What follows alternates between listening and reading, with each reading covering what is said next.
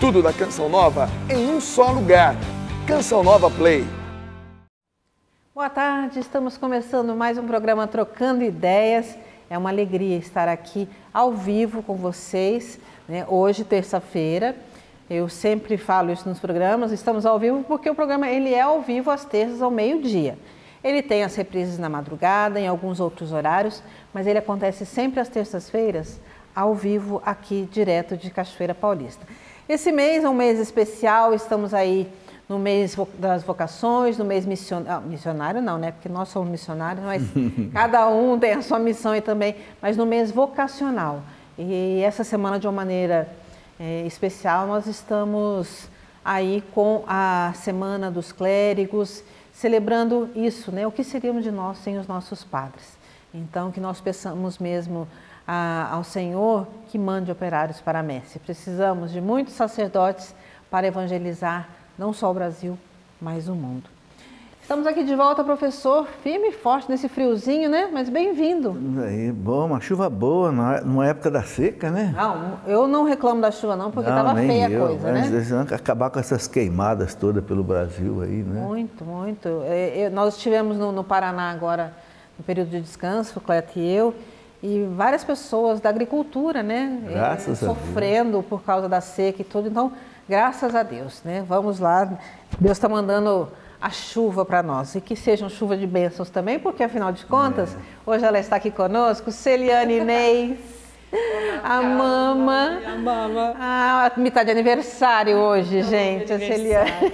Parabéns, Celiane, Deus abençoe, viu, gente? Olha aí, amém. O dia do aniversário não tem folga aqui na Canção Nova, não. A gente trabalha, às vezes trabalha até mais. Até mais. Celiane? Muitas coisas a fazer, graças a Deus, mas louvando a Deus pela minha vida. Nesta semana. Disse que são 32 anos, né, que você está fazendo? Mais 23, 55, graças a Deus. Também nunca tive dificuldade de dizer a minha idade, com muito orgulho, né, louvando a Deus pela minha vida, pela generosidade dos meus pais, em me desejar, em querer, em me esperar, e me conceder a vida nesta semana, não é? Que a gente está falando tanto contra a vida. Ave Maria, né? Tanto de que uma criança, um embrião não é gente ainda, né? Ai. Quando a gente cuida de ovo de tartaruga, quando a gente cuida de semente de abacate, né? Tudo é vida. Tudo é vida e tudo será aquilo que é na feto. semente, menos a vida humana. Então, louvando a Deus por essa generosidade, o carinho do meu pai e da minha mãe, que me esperaram. Eu fui muito amada, graças a Deus, muito esperada, muito bem cuidada. Né, Celiane? Primogênica e única mulher, porque depois vieram dois homenzinhos. Muito dobro o Nandinho e o Denvinho, né, que são uns homens quase 2 metros de altura, mas está lá, a vó Célia firme e forte, né, e para a gente estar sempre aí, tendo essa graça de ter a Celiane no nosso meio, como evangelizadora, mas como mãe, como esposa. Tá aí, né, gente? Chuva de bênçãos sobre a Celiane no dia de hoje. Amém. E vamos começar a trabalhar, né? Porque a gente está aqui nem só de festa a gente vive, a gente tem que trabalhar, né? Na hora do almoço, mas vamos lá. Lembrando que você pode participar conosco, aliás, você deve, porque o Trocando Ideias ele só acontece com a sua participação. Você é o nosso grande produtor aqui e você pode entrar em contato conosco enviando a sua pergunta, a sua dúvida, a sua sugestão, seja qual for a sua participação através do Facebook /Trocando Ideias. Também pelo e-mail trocandoideias@cançãonova.com ou pelo telefone 12 31 86 2600. Aqueles que preferem também, pode mandar via carta. Hoje eu recebi uma cartinha, entreguei aqui para a nossa produtora, né, uma cartinha que veio do Rio de Janeiro. Então você pode escrever para a Caixa Postal 57, CEP 12.630.000, Cachoeira Paulista, São Paulo. Programa Trocando Ideias, ok? Então a sua participação aqui é sempre muito bem-vinda. Você faz parte deste programa. E a gente vai começar falando também agora as nossas perguntas. Até o nosso diretor veio assim, são perguntas que são recorrentes. São, gente. Mas é que, graças a Deus, as dúvidas, muitas pessoas têm as mesmas dúvidas e eu creio em Deus, como a gente pôde ver aqui também É sempre uma experiência no acampamento PHN, né, que foi monstruoso esse ano, no sentido bom da palavra, né, de monstruoso, de grande, de que a maioria das pessoas, não digo só jovens, porque acho que hoje o PHN está bem aberto, estavam vindo aqui pela primeira vez. Então, assim, na televisão, a gente sabe que tem muita gente que está nos sintonizando pela primeira vez no dia de hoje. Então, muito bem-vindo. E a sua pergunta, a sua dúvida, aqui não existe pergunta boba, né? Ah, não, essa é boba. Não. Não existe. A sua pergunta é a sua pergunta e ela merece ser respondida. Tá certo? Então, vamos lá já para a primeira pergunta, que é do Rio de Janeiro. A Margarete diz assim: Professor Felipe, me explique se ser coach é contrário à nossa fé. Ouvi isso na Canção Nova, não me lembro de quem. Mas o padre Christian Shankar disse que fez esse curso e trabalha com isso. Ô, Carla, eu não sei responder isso assim com absoluta certeza. Eu só digo o seguinte, eu não gosto dessas coisas. Entendeu? Que coisas? Eu acho o seguinte, a nossa fé é uma fé muito sólida, muito bem sedimentada na Bíblia, na tradição da igreja, na vida dos santos, na nossa liturgia. Eu acho, sinceramente, que para a nossa fé, a gente não precisa dessas coisas, neurolinguística, coaching, constelação familiar. Eu acho que a gente não precisa disso. Sim. Entendeu? Agora, não sei se pode fazer bem ou pode fazer mal, sinceramente eu nunca entrei numa análise profunda disso, porque sinceramente eu não vou usar isso, entendeu? Sabe, eu mal tenho tempo de absorver aquilo que a igreja me dá, na palavra de Deus, na liturgia, na meditação, sabe, sinceramente eu acho que basta, né, a Eucaristia, a oração, a Bíblia, para manter a nossa vida espiritual assim, cada vez mais próximo daquilo que os santos viveram, né? Então, não sei se o coach pode ser bom, não sei, para as empresas, para de repente o desempenho profissional melhor, mas como eu não tenho uma profundidade nisso, prefiro não opinar. Não sei se a Celiana... Só assim, porque as pessoas sempre perguntam isso, a Celiana depois complementa assim, mas é a questão de, é contrário à nossa fé. A igreja não se pronunciou a respeito disso. Não tem, assim, uma posição, não pode, é pecado, não tem essa coisa. Então, não vou dizer que é uma ideologia, mas é uma filosofia, sei lá, né, uma maneira diferente. Mas a igreja não tem um posicionamento. Por isso, quando o professor fala, eu não posso dizer, porque não tem nada oficial. Não tem. É dito nem a favor, nem contra. Não, a igreja não se pronuncia. Porque o coaching não é uma coisa religiosa. A igreja só se pronuncia naquilo que é religião. Agora, qual é o receio que eu tenho dessas novidades, Carla? A novidade é o seguinte, é uma tentativa de querer fazer com que o homem seja meio que um super-homem. Entendeu? Eu posso, eu resolvo, eu consigo. Peraí, sem mim nada podeis fazer. Sim. Jesus é muito claro. Então, esse é o cuidado que eu tenho com toda... Olha, cada hora eu vejo uma coisa nova disso aparecendo. E o povo católico entrando na onda. Olha, não sei, eu acho que tem que fazer um bom discernimento disso aí. Você? Então, eu também, como professor, não tenho muitos argumentos, mas eu penso desta forma também.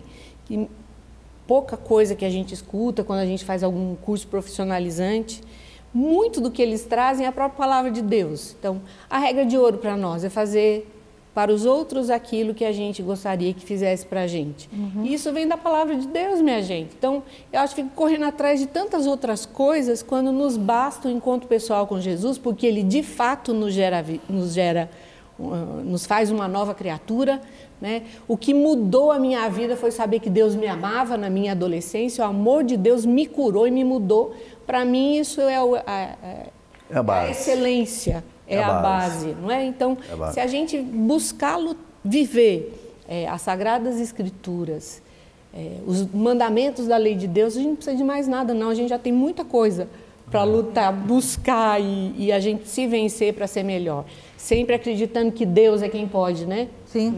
Nós colaboramos, mas a graça, o poder é de Deus e não nosso. Eu me lembro de Santa Teresinha do Menino Jesus, ela dizia que 2 livros ajudaram ela a chegar à santidade: os Evangelhos e a imitação de Cristo. Basta. Chegaram, diz que ela quase que decorou a imitação de Cristo. Nossa, Deus. E uma outra coisa, você pode me ajudar nisso também, porque aqui na pergunta fala, né? Ouvi na canção nova que não era assim. Então, a gente tem aqui uma instrução, né, interna, né? Como infelizmente várias coisas internas, né, da comunidade têm vazado, né? Mas a gente tem uma instrução do Monsenhor que para nós, canção nova, né, nós não devemos, isso para nós não agrega. Não é necessário. Não agrega. Mas se não é proibido, não é feio, não é pecado, então se o Padre Christian... Gente, é uma questão pessoal. Né? Nós, da Canção Nova, não devemos praticar, né, o coach, mas também não fala que é bom ou que é ruim, e cada um segue a linha que quer, né? Nós temos a nossa formação. Então, para quem não sabe, existe dentro da Canção Nova, desde sempre, uma formação humana, espiritual, uma formação que nasceu do coração do Monsenhor, daquilo que é o ordinário da vida. Eu acho isso maravilhoso. Nós não vivemos nada de extraordinário. Qual é a escola de formação na Canção Nova? É a nossa vida, é a oficina da vida. Isso é uma beleza, porque a oficina da vida a gente vive na nossa família, né? Na nossa casa, com os nossos pais, com o nosso esposo, esposa, com os nossos filhos. Deus nos forma na oficina da vida. A cada dia nós vamos aprendendo com os nossos erros, com os nossos acertos.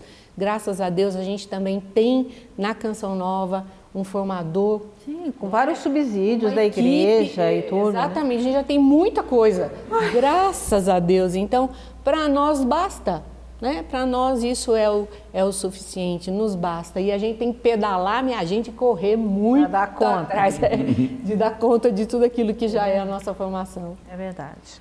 Então, tá aí, né? Não é, a igreja não tem nenhuma posição, Margarete também. Nós aqui não, né? É para nós que nós, Canção Nova, membros, missionários, que não devemos praticar. Você, aqui a pessoa não quis se identificar, ela disse assim, esses dias li uma matéria que falava que um padre negou a comunhão a uma jovem pela roupa que ela usava, que era inadequada. Mas ele fez isso para a igreja inteira ouvir. Muita gente ficou contra e muita gente a favor da atitude do padre.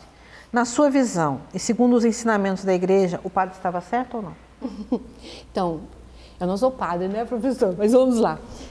Como ministro de Eucaristia, há muitos anos atrás, graças a Deus, Mazinho e eu fomos ministros, nós éramos responsáveis por uma das capelinhas da nossa paróquia, em fazer a celebração mensalmente. Nós fomos orientados de que não se nega a comunhão a ninguém, não é? Entrou na procissão, mesmo que você conheça a vida dessa pessoa, mesmo que você saiba que ela está em pecado mortal, não é? O problema é dela, eu não posso negar. Eu não posso negar, é a consciência dela diante de Deus. Eu penso que o que nós precisamos fazer na nossa igreja, e isso é a nível geral, como a gente já comentou várias vezes aqui, né, professor? Infelizmente, hoje a moda expõe demais aquilo que é a mulher, né? E a gente se nivela por baixo. Então, hoje a gente, infelizmente, muitos acreditam que mostrando seios, mostrando pernas, barriga, que isso é maravilhoso, né? E a gente acaba perdendo o pudor, a modéstia, que nos conduz à santidade. Então, uma mulher precisa ser aquilo que ela é, não é? Demonstrar as qualidades. Isso é bíblico também, que ela não se preocupe em se enfeitar tanto, mas a gente gosta, né? Sim, sim. A gente gosta, mas fala que a nossa preocupação não esteja só no externo, mas esteja no interno. Então, eu penso sim que é preciso a gente orientar na missa. Como não cabe um terno numa praia, eu não vou para a praia de terno, não é verdade? Eu ando de shorts, eu ando de saída de praia, eu ando de maiô. Claro. Eu não vou dessa forma para dentro da igreja, não é? Então, desde pequenininho a gente aprendeu que a melhor roupa é para a missa. Né? Em casa a gente tinha roupa verdade, de festa, né? A gente tinha a roupinha separada, porque Deus merece o melhor. Então a gente precisa orientar. Na verdade, eu acho que é mais uma orientação, a busca de dizer, olha, minha filha, meu filho, você é muito importante para Deus. Então não se nivele ali por baixo, se valorize, se respeite, se ame, né? Diga quem você é. E os homens também, né? Porque hoje os homens também estão bem abusadinhos. Desleixo, assim, de bermuda, chinelo. Regata, né? Na missa não, ó. Você não vai para um casamento dessa forma, você não vai para uma reunião de trabalho dessa forma, uma festa. A Eucaristia é o ápice para um cristão, então a gente precisa zelar por isso. A gente tem que ir bonitão, viu? Na missa, capricho. Bermuda, regata, saia curta, decote, essas coisas para a praia. Para a missa, não. É interessante que no Vaticano ninguém entra na Basílica de São Pedro de bermuda, né? E nem decote. Não deixa entrar, nem... Não é só no Vaticano, né, professor? Porque às vezes fala assim, isso é coisa de católico. A gente que vai à Terra Santa se visita... Algum muçulmano é pior ainda. Meu Deus, eles jogam um panão na gente. Assim. A gente vestiu, né? Então, porque é uma questão da gente ter que guardar esse respeito mesmo, né? Eu penso que, infelizmente, esse padre foi infeliz na maneira. Mas, né, também a gente não precisa ficar... Eu já vi numa igreja que tem algumas senhoras que ficam com alguns lenços. Quando a pessoa entra para comungar, está assim, muito decotada, ela põe, dá licença, põe esse lenço aqui, só para você comungar, depois você... E aí, depois que você falou, dá orientação. Né? Porque eu vejo o seguinte, sabe, Celiane, esses jovens, sobretudo, eles não fazem por maldade. É falta de orientação, de educação. Né? Eu gosto muito daquela frase do Papa João Paulo II, quando ele falava disso, assim, a mulher esconda o corpo e mostre a alma. Né? Eu acho que é uma orientação muito boa, esconda seu corpo, mostre a sua alma, mostre aquilo que é espiritual, que é invisível. Uma frase bonita que o senhor me fez lembrar agora, que a gente atraia os olhos dos homens para os nossos olhos. Quando se pede no nosso corpo os olhos de um homem, não é bom, não convém. É diferente para o seu marido. Né? Claro. Diferente para sua esposa, para o seu marido. Mas os olhos dos homens precisam estar atraídos e estar ligadinho aqui no nosso olho, porque é aí que vai a alma, né? Aí é que a gente mostra a nossa alma. Então, que beleza a gente ser admirada por aquilo que a gente é como pessoa, com qualidades, né? Muito mais do que... Porque eu tenho curvas, até... Lembrar disso é que os anos passam e as curvas vão acabando e a gente vai ganhando lombadas, né? Muitas lombadas, as curvas já se passaram, né? Era magérrima, desfilei pela escola, Miss da escola, olha que chique. Já não é mais a mesma pessoa, e dentro estou melhorada, mas por fora as curvas se foram, agora são lombadas. Graças a Deus, né? Mas bem vividas. Ai, ai. Professor, o Ângelo Ferreira faz uma pergunta interessante. Fantasmas e espíritos existem? Como a igreja ou a ciência explicam os fenômenos sobrenaturais? Bom, fantasma não existe. O que existe, espíritos existe, porque a nossa alma é espírito. Né? Nós somos formados de corpo e alma. A alma é espiritual. O catecismo da igreja diz que não existe diferença entre alma e espírito. Ou seja, assim, o corpo é feito de matéria, a alma é feita a substância da alma é espiritual. Então podemos dizer que espírito existe, a alma existe. Né? Muitos santos tiveram visões de almas que apareceram. Santa Teresa d'Ávila, o Padre Pio. Né? Diz que o Padre Pio um dia, ele foi lá fora do convento, sozinho, ninguém foi atender, conversou com alguém lá e ninguém via ninguém. Aí depois ele disse que, né, perguntou, o senhor está conversando com quem? Não tem ninguém. Não, eu estou conversando com duas almas que saíram do purgatório porque eu rezei missa por elas, elas vieram me agradecer, estão indo para o céu. Está na biografia do Padre Pio. Quer dizer, então são espíritos, são almas. Né? Agora a igreja recomenda o quê? Que a gente nunca faça evocação de espírito, nunca chame uma alma para vir aqui trazer uma mensagem. Isso é proibido pela nossa fé. Né? Mas que as almas, ou seja, que são espirituais, existem, não há dúvida. Agora, fantasma não existe. Fantasma é uma invenção. O que existe é isso. O ser material, né, e o ser espiritual. Né? Agora, só se alguém quiser identificar espírito com fantasma, mas fantasma dentro dessa alegoria não existe. Que tenha um pouco disso nessa pergunta, assim, de espíritos que aparecem para as pessoas. Né? Tá bom, isso pode acontecer. A igreja diz, claro, Deus às vezes permite a aparição de olha, veja lá o caso da transfiguração. Apareceu Elias e Moisés, já tinham morrido. Quem que apareceu ali? As almas deles. Claro que houve uma visualização, Deus permitiu uma visualização do invisível, para que os apóstolos pudessem compreender, que ali estava a lei, os profetas, né, confirmando a missão de Jesus e preparando ele para a cruz, né? Mas, então pode, agora, é raro, né? Não é toda hora que Deus permite a aparição de uma alma, não, mas há fatos muito sérios na vida de santos que relatam aparições de almas. Então, aí, a gente tem que saber discernir, e essa história de caça-fantasmas, isso não existe mesmo, mas a gente viver na espiritualidade, você pode estar sujeito. Não, e é preciso dizer aqui o seguinte, alma quando aparece não faz mal para ninguém, não. Não vem para assustar, não, né? Ela vem para... Por que Deus permite a aparição de uma alma? A igreja explica, por 2 motivos. Primeiro, ou ela vem pedir oração, você está no purgatório, se purificando, vem pedir missa e tal, ou ela vem para provar para a gente que existe a eternidade, existe a vida além dessa aqui. São as 2 razões que a teologia mística justifica as aparições dela. Então tá aí, ninguém venha para assustar a gente, nada não, pode... Agora, não tenha medo de fantasma não, né? Engraçado. Agora, é importante dizer o seguinte, deixa eu contar um fato aqui que pode esclarecer um pouco a questão. No povo de roça, tinha muita questão do boitatá. O que é o boitatá? O boitatá é o seguinte, dentro dos ossos existe um gás, né, que é o fósforo branco, que quando ele entra em contato com o ar, ele incendeia em combustão espontânea. Então, o que acontece? Morre uma vaca no campo, no tempo muito seco, né? Aqueles ossos ficam ali ressecados, de repente dá uma trinca nele e sai de noite um gás, aquele gás incendeia de noite e faz um vulto de fogo, assim, é fantasma. O tal boitatá não é fantasma, coisa nenhuma, é simplesmente um fenômeno químico, físico, muito bem explicado pelos cientistas. Então, tem coisa assim que acontece, o pessoal pensa que é fantasma, não é não. Fica até calmo. Porque boi também não tem alma, né?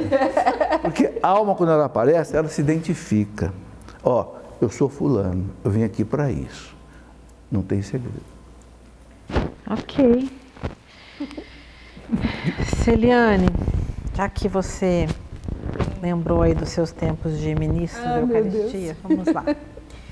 Para variar também é anônimo, tá? Vejo muitas pessoas comungando na mão. O próprio padre, que é a pessoa que ali representa o Cristo, tem todo um ritual para pegar a Eucaristia nas mãos.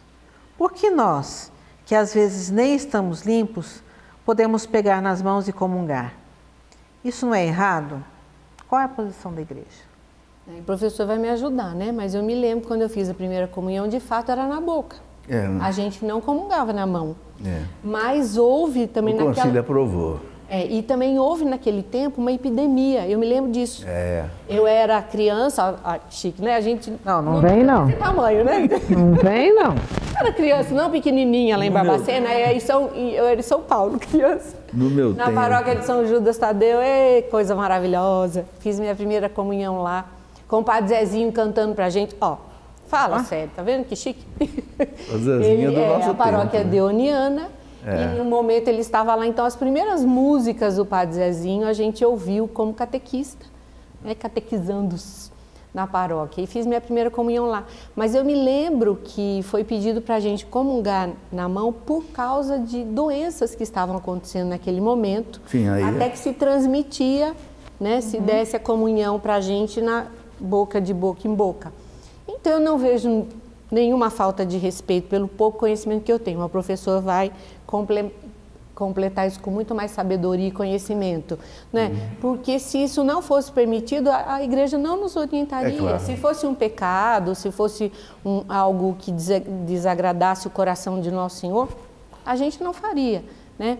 Mas diante de tantas realidades que a gente vive hoje, o que eu percebo, mais uma orientação, nós precisamos ser orientados, porque muitas vezes a gente comunga muito errado, né? A gente vai com o dedo já para pegar. Não, não é assim, a gente aprendeu que a gente faz um trono onde nosso Senhor será recebido, né? Então a mão esquerda sobre a direita, e eu me lembro que a gente até fazia assim, como uma conchinha para receber Jesus no trono. Então, esse respeito que a gente deve ter com a Eucaristia, da gente não simplesmente ir com os dedos ou bota aqui e aqui a gente leva direto na boca, né? Então, existe um jeito correto. Isso nós precisamos orientar, mas pecado ou desagrado... É uma questão da consciência também, né? Das suas mãos, de como é que, né? Você não precisa estar sempre comungando na mão, nem sempre na boca. Né? Você pode... Eu vejo, por exemplo, a minha mãe, ela é mestra, ela só vai à missa, a gente vai à missa diariamente, na bolsa dela sempre tem um vidrinho de álcool gel. Então, antes da comunhão, ela higieniza as mãos para ir comungar. Então, cada um, né, desse jeito, mas não... Então, é preciso dizer bem claro o seguinte, a igreja autoriza a comunhão na mão. A CNBB pediu autorização para o Vaticano deu autorização. Então, ninguém pode dizer que é proibido, é ilícito, é pecado. Não, não é porque o que a igreja autorizou está autorizado. Agora, tem gente que prefere comungar na boca, também pode. Agora, outra coisa que eu preciso dizer aqui com muita clareza, Celiane, não se pode negar a comunhão para a pessoa que quer comungar na boca. Isso tem documento do Vaticano explícito, de jeito nenhum. Quem escolhe o jeito de comungar é o fiel, não o ministro. Legal. Outra coisa, que tem documentos muito fortes do Vaticano, se a pessoa quiser comungar de joelho, ela tem direito, ninguém pode proibir. Eu estou dizendo isso porque eu já recebi e-mails de gente dizendo, eu ajoelhei, o ministro não me deu Eucaristia, o padre não me deu. Está errado. Eu estou falando, eu tenho esse documento no meu computador. Quando eu falo alguma coisa, eu tenho prova. Tem certeza. Não falo sem eu ter prova. Está lá no meu computador. Documento claríssimo do Vaticano. Né? Ele fala, abuso não dar a comunhão à pessoa que quer comungar na boca ou quer comungar de joelho. Entendeu? Agora, é permitido comungar na mão, sim. E é o que você falou. E o documento fala bem claro, redemptione sacramento. É fazer isto, ó. Né?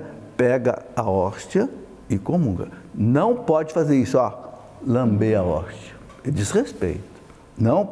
Agora, outra coisa muito interessante, no século IV, São Cirilo de Jerusalém, nas catequeses dele em Jerusalém, no Santo Sepulcro, ele ensinava as pessoas a comungar na mão. E fazer um trono, né? Então, por isso que a igreja autorizou. Há fundamento teológico para isso. Bom, eu quero dizer que eu prefiro comungar na boca. Como você, eu fiz primeira comunhão lá antes do concílio e a gente só comungava na boca e de joelhos. Joelhos. Então eu guardei isso me faz bem. Agora, outra coisa que eu queria dizer, quando a comunhão é dada na boca, é preciso colocar a patena. Por quê? Porque se a hóstia cai, entendeu? E eu não vejo o pessoal fazer isso. Então, era preciso retornar. Isso está na documentação da igreja. Quando for dar comunhão na boca, principalmente quando é 2 espécies, que o padre tinge a hóstia no vinho e coloca na boca. Pode pingar uma gota de sangue do Cristo. Se tem a patena embaixo, depois o padre tira. Mas se cai no chão, como é que fica? É muito difícil de tirar. Então, esse costume de comungar na boca, com a patena, tanto é que quando eu vou comungar na boca, eu faço isso, faço a minha mão de patena, porque se cair, cai na minha mão. Sabe, nós estamos lidando com o próprio Cristo, é o respeito pelo sagrado, é o corpo, sangue, a alma e divindade de Jesus, né? É sério, gente, é sério, né? A gente precisa mesmo ter todo esse Sabe, cuidado. É preciso, eu gostaria de recordar isso daqui, é preciso ler os documentos da igreja sobre a Eucaristia. Redemptione Sacramento, do Papa João Paulo II. Né? Eu escrevi um livro inteiro sobre essas coisas, para celebrar, né, a liturgia, com o que significado de tudo. Sabe, porque eu percebo, sabe, não quero aqui ofender nenhum sacerdote, não, mas eu percebo que tem muitos sacerdotes que não lê essas coisas. Por que faz coisa errada no altar? Porque não leu a documentação da igreja. E olha, a documentação da igreja não é para enfeitar a biblioteca, é para ser cumprido. Opa! Entende? Então, a liturgia é algo sagrado. O Papa Bento XVI tem um livro, Introdução à Liturgia, que ele pega pesado nessas coisas, o Papa Bento XVI. É bom a gente lembrar sempre disso, que quando a igreja publica algum documento... É para ser seguido. Ela está ali com o... faça-se. Não é? Tem que fazer, cumpra-se. É como se fosse uma lei. Né, que está ali para a gente cumprir. Então, e é base também de muito estudo e oração, né, professor? Não é uma coisa da cabeça, foi lá e escreveu alguma coisa. Não, então... o Vaticano, é preciso dizer, ele tem um ministério, ele tem um dicastério, né, que é sobre Eucaristia, né? A disciplina dos sacramentos. E o Papa nunca aprova alguma coisa sem que o prefeito da congregação, sempre um cardeal, tem estudado com os seus auxiliares, trazendo para eles. Né? Eu recomendo, sobretudo, que as pessoas leiam a Redemptione Sacramentum, do Papa João Paulo, que é fácil você achar. Entra no site do Vaticano, vaticano.va, procura lá, né? Redemptionis Sacramentum, em latim, né? Sacramento da Redenção. Você vai encontrar... É importantíssimo, tem muita coisa que é feita errado porque o pessoal não lê esse documento. É aquilo que a gente sempre fala, é uma certa ignorância espiritual, né, que a gente está sujeito. Obrigada, professor. Celiane, eu quero lembrar que hoje é seu aniversário, mas quem ganha presente não é você. Vou chorar agora. É o povo de casa, entendeu? Porque é aniversário esse mês da loja virtual da Canção Nova. Então, e quem está ganhando presente são vocês que nos assistem, que nos acompanham, porque nos pedidos acima de R$ 79,00, o frete é fixo e sai por apenas R$ 1,99. Vocês já pensaram nisso? Um frete por R$ 1,99? Então, você compra aí o seu pedido acima de R$ 79,00 e o seu frete sai por R$ 1,99. Que graça. Então, tá aí. Faça o seu pedido nessa semana que você vai poder contar com esse abono aí, vamos dizer, né? Com esse presente. Ligue no 12 31 86 2600 e faça o seu pedido aí para poder ter esse benefício, tá certo? Agora nós vamos entrar num assunto que está aí, né? Fervendo ultimamente, né? Daqui para esse segundo semestre fervem vários assuntos diferentes aqui. Mas a professora Thaís diz assim, a igreja prevê alguma exceção para que o aborto seja aceitável? Como quando a gestante corre risco de vida, por exemplo? Não. A igreja não aceita nenhuma exceção. Veja, recentemente o Papa Francisco definiu bem claro, acabou a pena de morte. Não existe mais nenhuma situação, porque o catecismo trazia lá, no parágrafo 2677, que uma frestinha aberta lá. Se houvesse um criminoso, impossível de segurar ele numa cadeia, e ele fica matando gente aí, então o catecismo deixava uma frestinha aberta lá, podia se aplicar a pena de morte a ele. O Papa fechou essa porta. Por quê? Fechou. Porque hoje tem prisão de segurança máxima, que você prende o sujeito ali e ele não sai. Não é? Se houver realmente as normas sendo observadas, ele não sai. Então ele pode ter prisão perpétua que não vai sair. Então o Papa diz, hoje, antigamente, por que São Tomás de Aquino aceitava? Porque no tempo de São Tomás de Aquino, 1200, não tinha polícia, as pessoas não tinham endereço, não tinha telefone, não tinha nada, não tinha fiscal. Então, o bandido era muito fácil, ele cometeu um crime e sumir, ninguém pegava. Então, quando o povo pegava, meu amigo, acabou. Acabou sua chance de viver. Mas hoje, o Papa diz, não precisa mais. Ora, o aborto é uma pena de morte. É uma pena de morte. Então, a igreja não... mas... E a mãe está correndo risco. Espera aí. Está correndo risco. Então, o médico vai tratar da mãe. Se, por efeito colateral secundário, a criança vier a morrer, paciência. Agora, o que não se pode é matar a criança para salvar a mãe. Isso não. Porque são duas vidas. Ok? Outro caso, no caso do estupro. Mas a mulher foi estuprada, está grávida. Espera aí. Quem é que tem que ser punido? É o feto? Não, é o estuprador. O direito manda punir o criminoso. A criança é inocente, né? Mesmo que essa mãe não tenha desejado essa criança, é um filho de Deus que está ali, tem uma alma imortal. Então não se pode abortar de jeito nenhum por causa de estupro.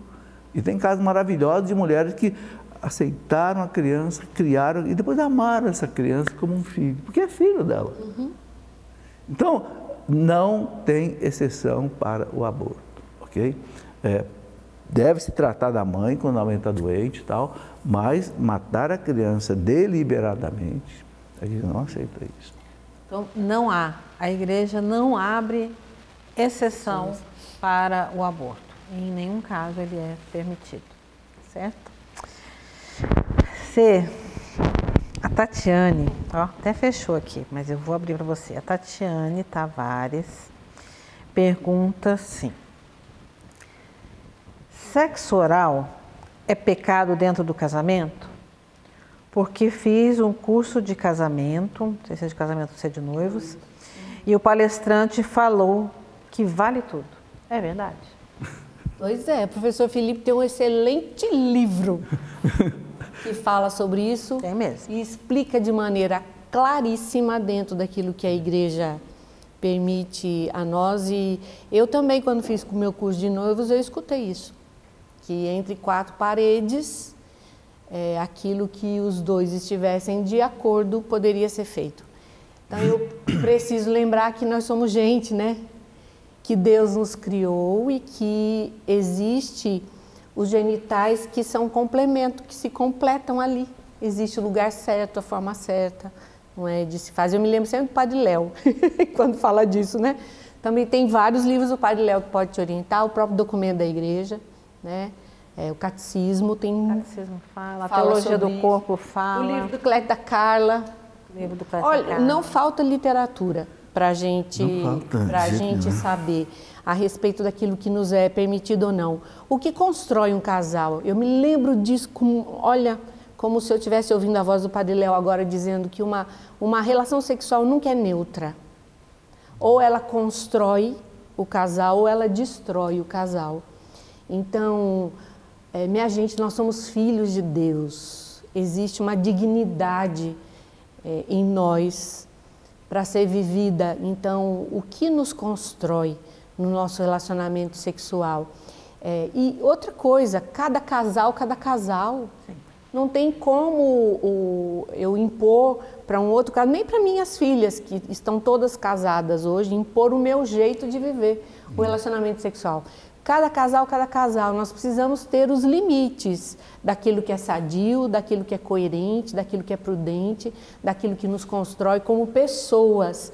Então, não vou entrar em muitos detalhes, eu acredito até por causa do horário, não convém, mas vai as dicas aí. A Vida Sexual no Casamento, do professor Felipe Aquino, é um livro de capa vermelhinha, que todos os encontros de casais a gente usa, viu, professor? Nós também. Nos acompanha em todos os encontros. Se a gente não usa, a gente cita. A gente cita. Se ele não está junto com a gente, ele está na cabeça e na boca da gente, que vai te dizer. Porque existem situações e situações. Eu me lembro do prelúdio, o lúdio, o pós-lúdio. São situações diferentes, que isso a gente precisa ler, estudar. E a beleza da nossa igreja, com o Papa, me ajuda se é Pio XI ou Pio XII, que dizia que... Pio XII. Isso está no Catecismo da Igreja, de 1952, ou 1 ou 2, o Papa disse para a gente que os casais não fazem nada de mal. Catecismo da Igreja Católica 2362. Olha que chique, já estamos ficando craque já nos números. 2362, que o casal não faz nada de mal em conhecer e buscar o prazer que Deus nos concede no relacionamento sexual. Então, respeitando o outro. Qual é o limite do outro? O meu limite pode não ser o seu. O que me agride e me faz mal pode não ser o seu. Então, isso é conversa entre o casal, é dizer o que gosta e o que não gosta, o que faz bem e o que não faz bem. É a harmonia. Não é? Né? É a harmonia. Sexo conjugal, Terezinha Ferreira, uma palestra de 1900 e bolinha. Nossa bolinha. A nossa querida Terezinha Ferreira, que já está no céu, que quanto orientou os casais. Então, o mundo tem jogado muita tranqueira naquilo que é bonito dentro do relacionamento sexual, né? O demônio tem no fim das contas, a gente vai com Paulo, né? Tudo me é permitido, mas nem tudo me convém. Então, busque literatura, busque ler, busque o que a tua igreja pensa, né? Para você viver de maneira sadia. Que a igreja pensa de maneira bonita, sexo, que nos leva à santidade. Não é uma coisa... Nossa, quantas catequeses de João Paulo II, meu Deus! Só que... Teologia do corpo. Que é maravilhoso. 3 anos. Quanto nós crescemos, né, Celiane? Nós fizemos curso junto, minha gente. Desmistificamos muitas coisas. Pudor exagerado, tantas coisas que a gente viveu, que isso também nos ajudou a ser mais livres no nosso relacionamento. Então, existe o excesso e existe também a falta. Sim, o casal precisa achar a sua medida com dignidade, né, professor? Eu acho que é preciso, sabe, Celiane, de separar bem o que é sexo oral do que são as carícias legítimas no prelúdio sexual. Quando perguntava ao padre Léo se sexo oral era lícito, não, sexo de hora em hora, não. Ele sempre brincalhão, né? Mas veja, uma coisa é fazer sexo oral, ou seja, chegar ao prazer sexual oralmente. Isso está fora do plano de Deus. O importante é a gente entender o sentido do sexo. O sexo tem 2 finalidades, unitiva e procriativa. Ninguém vai procriar desse jeito. Mesma coisa, sexo anal. Um absurdo. Não tem sentido sexo anal, porque nenhuma mulher vai engravidar pelo ânus, desculpa a expressão. Não vai. Então está fora daquilo que Deus fez. Agora, a gente sabe, né, que os casais precisam ter uma liberdade no sexo para que cheguem juntos ao orgasmo. Porque o grande problema que acontece, eu ressalto bem nesse livro, é que o que acontece de terrível é que muitas vezes os homens chegam ao prazer sexual com facilidade, porque o homem ele é mecânico em termos de sexo, a mulher não, a mulher é psicológica em termos de sexo. Tem que ser cuidado o dia inteiro. Então o homem chega, a mulher não chega. Aí ela começa, eu sou doente. Aí vai batendo na porta do psiquiatra, do psicanalista, eu sou doente. Não. Olha, eu li um livro de 1970, né? Logo que eu me casei, queria conhecer um pouco mais essas coisas. O livro era até americano, The Freedom of Sexual Love, a liberdade do amor sexual. O casal Bird americano, que fazia terapia conjugal nos Estados Unidos, eles diziam que 70% das mulheres americanas não tinham satisfação sexual. E batiam na porta dos consultórios, dizendo que estão doentes, são frígidas. Isso não é nada, vocês são mal amadas. Vocês são mal preparadas para o ato sexual, tem que ter o prelúdio. O que é o prelúdio? É que você falou, as carícias. E olha, um padre seríssimo que escreveu muito sobre João Moana, falava que é lícito até carícias orogenitais, desde o casal aceite, mas isso não é sexo oral, são carícias. Para quê? Para que o outro possa chegar também à satisfação sexual, porque senão começa a ficar frustrado. Aí qual é o grande perigo? O adultério. Adultério. Inclusive o Código de Direito Canônico fala em débito conjugal. O que é débito conjugal? Os dois, um não devem se negar ao outro, a não ser por uma razão justa. Claro, doença, né? Mulher tem muito problema de menstruação, às vezes infecções, que o homem raramente tem.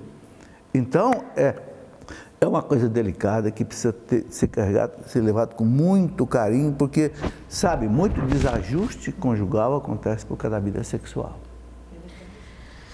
Ai, gente. Esse assunto é difícil, sabe? Quando eu fui escrever esse livro, por que eu escrevi esse livro? Eu tinha medo de escrever esse livro. Porque o assunto é... Por isso que eu botei uma capa vermelha nele.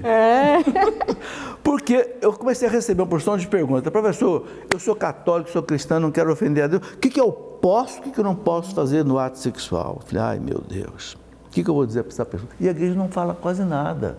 Eu fui no catecismo, não achei quase nada. Eu fui no vadimeco dos confessores, não achei. Nas encíclicas. Aí eu perguntei para Nobeni assim, Nobeni, por que a igreja não fala claro sobre isso? Ele falou, sabe, professor, é porque os casais são diferentes. A igreja pode falar uma coisa que serve para você, não serve para ela. Então a igreja, na prudência dela, deixa para os confessores orientar. Por isso tem um vade-mecum, vai comigo, dos confessores. Aquele, né? Agora, o que eu fiz? Eu escutei 6 padres especialistas em teologia moral, inclusive o padre Wagner, que fez doutorado em teologia moral lá no Afonciano, em Roma. Em São Afonso de Ligório é o doutor da moral. Padre Wagner, posso publicar isso daqui? Pode, professor. Dom Beni, posso publicar? O senhor dá o imprimato? Dou. Então, publiquei. E é maravilhoso, minha gente. Vou falar de novo o nome. Você pode ligar e adquirir agora. Aproveita o frete. Aproveita o frete de R$ 1,99. A vida sexual no casamento. Guardou, hein? Professor Felipe Aquino. É maravilhoso. Maravilhoso mesmo. Assino embaixo. Professor, eu vou continuar aqui com o senhor, que é outro assunto que nós vamos... A gente vai dar pitaco, tá? Sempre. Aqui, a Paz, é Liliane do Rio de Janeiro. Gostaria de saber se é pecado trabalhar para político, segurando bandeira em praça, nos sinais. É bem remunerado e no momento eu estou precisando. Em troca do serviço ele pede meu voto. Se eu trabalhar e não votar nele, estarei enganando? E isso não irei fazer, mas se eu trabalhar, ser remunerado e votar nele, é pecado? Não acho que seja pecado.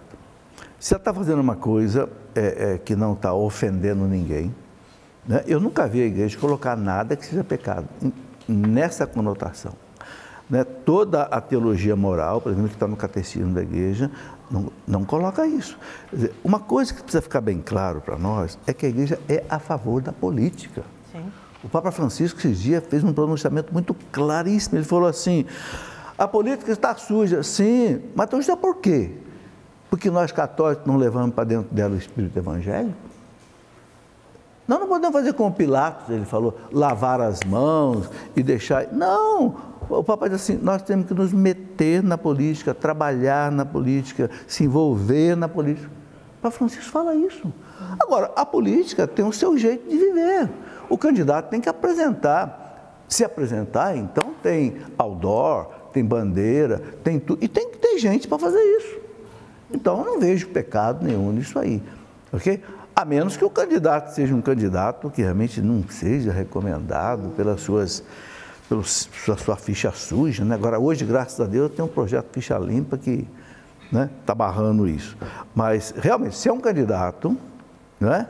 Porque tem uma coisa, sabe? A gente escolher um candidato para governar, para ser prefeito, não é a mesma coisa que escolher um bispo para ser bispo e nem escolher um padre para ser pároco. Quer dizer, eu não tenho que candidato tem que ser santo. Se for escolher candidato santo para ser candidato, nós não vamos votar em ninguém. Não tem. Então tem que votar no menos ruim, se for o caso.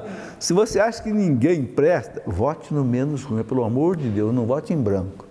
Não anule a sua presença, a sua participação. Né? Que é um direito, né? E realmente é isso. É muito fácil a gente se eximir das culpas. Assim, não vou dar... Não vou, não é problema meu, né? Não quero saber disso. Não, a gente tem que realmente buscar o menos pior, o mal menor, como a igreja diz. Se os bons abandonam a política, os ruins na mão de quem que ela vai cair? Então... Na mão de quem a gente não quer.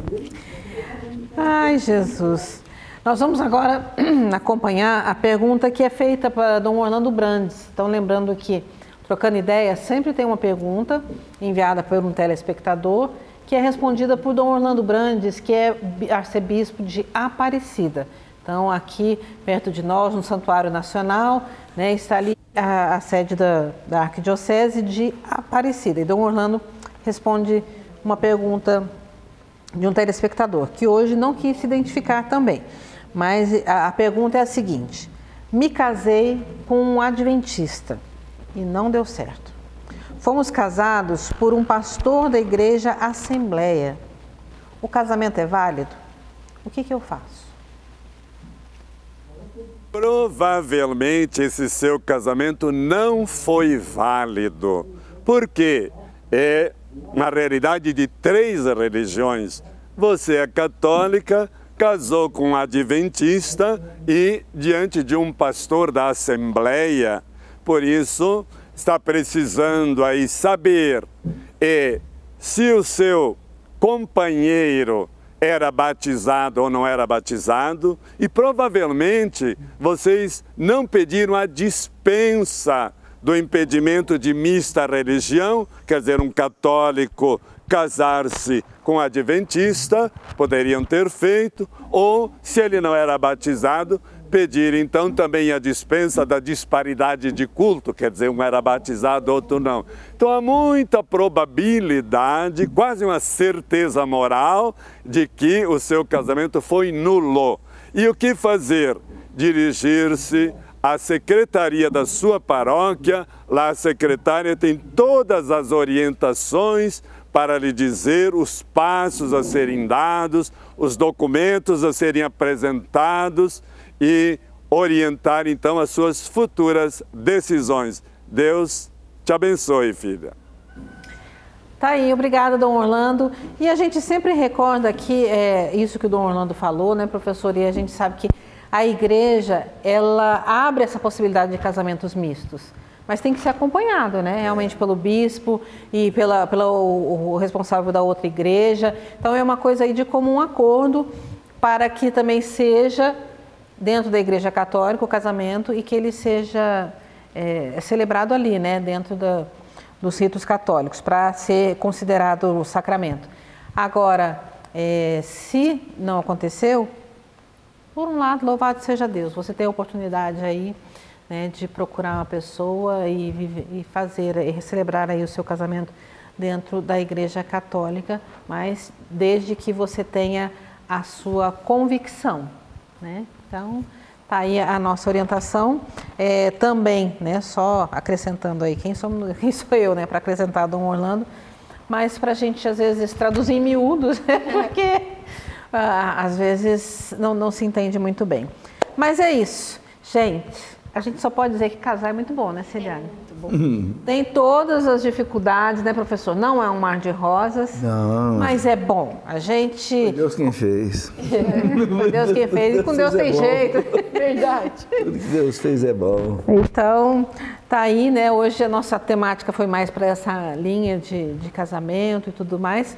E é sempre assim, Deus que conduz, a providência que nos conduz aqui no Trocando Ideias. E a providência hoje nos permitiu, né, que no dia do aniversário da Celiane ela estivesse aqui conosco, que a gente pudesse rezar e celebrar. Mas tem algo a mais, né? Tem surpresinha para a Celiane. Não chora, não chora. O assunto é tão interessante e eu não podia deixar.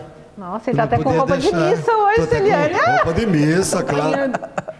Roupa de missa. Mazinho, bem-vindo, Mazinho. O que te trouxe aqui? Tá claro que me trouxe aqui. Não fui eu. Não, essa bela Mia. Né? Então, mama. Um gesto simples, numa flor pequena e singela, mas não é uma flor que se corta, é uma flor que vai crescer, uma flor que ainda tem botão, que o sentido dela é que tem muita vida. E que Deus te conceda muita vida, que Deus te conceda essa alegria, esse sorriso que eu não canso de dizer que é lindo. Eu não canso de dizer que eu amo. Ei, meu Deus. Parabéns.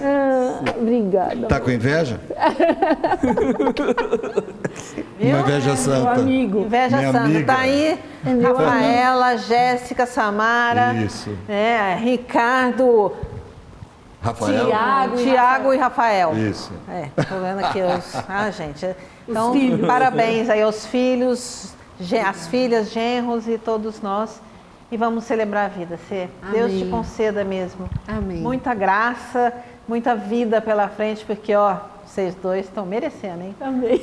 Nós roupinha de missa hoje, bonitinho, claro. Tem que caprichar, né, professor? Tem que celebrar. Tem que caprichar, especialmente na vida de vocês, né? Esse homem, nós sabemos, teve no limiar da morte. Ele foi. Eu posso dizer isso porque... Foi reprovado por Deus. A médica que tratou dele é minha filha. Tratou um pouco, né? Não num aspecto. Processo. E ela me dizia, Felipe, pai, vai ser difícil o Mazinho escapar da morte. Então a gente vê vocês dois se abraçando e felizes e tal, mas olha... Os dois, a Celiane que teve um câncer. Houve um vale da morte, né? Aí que Deus conduziu vocês. Parabéns duplamente por isso. Amém. Amém. Obrigado. É muita vida que precisa ser vivida aí por vocês dois, celebrar. Tem mais um pouquinho ainda para Deus deu uma hora extra para mim. Deus deu um tempo a mais. Você foi reprovado lá em cima. Não dá. Ele falou, volta porque não deu jeito. Você está de recuperação, pode voltar. Graças a Deus, né? Que bom. Então tá aí. Obrigada pelo beijo carinho. para a avó Célia, né? Que a avó tá aí também, deve estar ligadinha na gente, celebrando a vida da primogênita. E com certeza o vô Miro também no céu já muito feliz, porque também era o xodozinho dele. E a gente aqui, toda Canção Nova hoje agradece a Deus pelo dom da sua vida, celebra com você e a gente se encontra, viu gente? Durante a programação aí, num próximo Trocando Ideias, mas também por toda a programação da Canção Nova. A gente se vê por aí. Deus abençoe vocês e até o próximo.